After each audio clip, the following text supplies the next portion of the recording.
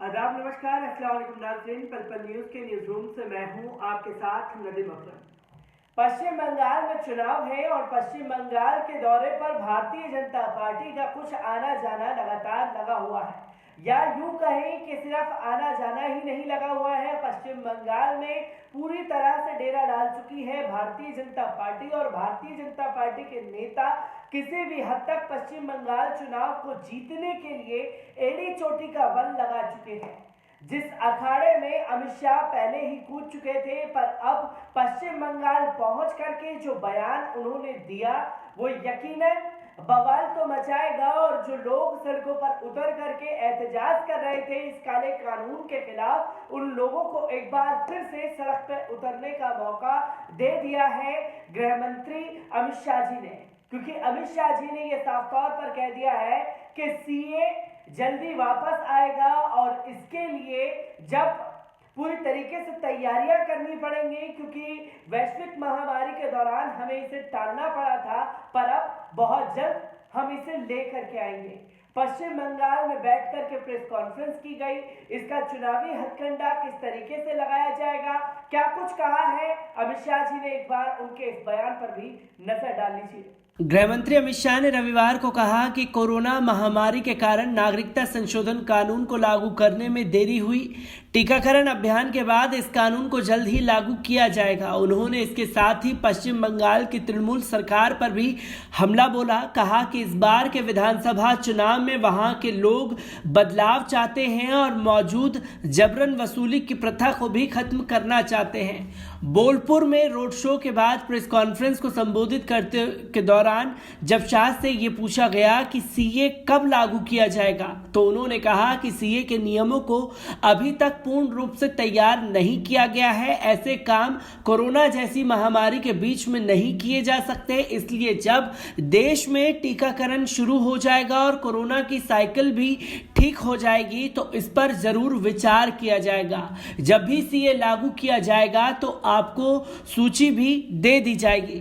बंगाल के 3 आईपीएस अधिकारियों को दिल्ली तलब करने के सवाल पर शाह ने कहा कि केंद्र सरकार ने राज्य सरकार को जो पत्र भेजा है वे पूरी तरह से कानूनी है और संवैधानिक मापदंड के भीतर है। मुख्यमंत्री को इस विषय पर जनता के सामने किसी भी तरह की राय रखने से पहले इससे जुड़े कानून को जरूर देख लेना चाहिए। बता दें कि पिछले दिनों बीजेपी अध्यक्ष जेपी नड्डा के काफिले पर हुए पथराव के बाद सुरक्षा व्यवस्था में तैनात 3 आईपीएस अधिकारियों को दिल्ली तलब किया गया था। अगले साल होने वाले चुनाव को ध्यान में रखते हुए बीजेपी ने अपनी तैयारियां अभी से शुरू कर दी हैं, जिसके मद्देनजर शनिवार को केंद्रीय गृह मंत्री अमित शाह भी बंगाल दौरे पर पहुंचे थे।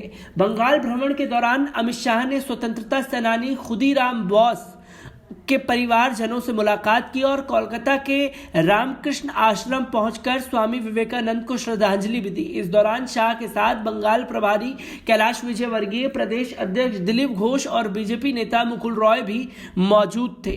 ब्यूरो रिपोर्ट, पल न्यूज। तो दोस्तों, आपने देखा कि सीए को लेकर के एक बार फिर से पूरी तरीके से चौकस हो चुकी है भारतीय जनता पार्टी, और भारतीय जनता पार्टी के आला कमान नेता के द्वारा यह बयान देना कि सीए वापस आएगा और सीए के लिए हमने अपनी तैयारियां पूरी कर ली हैं, क्योंकि कोविड के चलते हम उसे लागू नहीं कर पा रहे। जैसे ही वैक्सीन और तमाम चीज़ों की साइकिल जो है कोरोना महामारी के दौरान जो साइकिल पटरी पर आ जाएगी, तब तुरंत में हम जाकर के सीए ले आएंगे।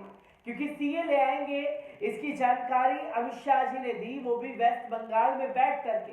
और पश्चिम बंगाल में बयान देने का मतलब कहीं ना कहीं ये दर्शाता है कि मीडिया पहले ही ये कह रहा था कि रोहिंग्या मुसलमानों से मोहब्बत है, ममता बनर्जी को बंगाल के मुसलमानों से मोहब्बत है, तमाम ममता बनर्जी सरकार को।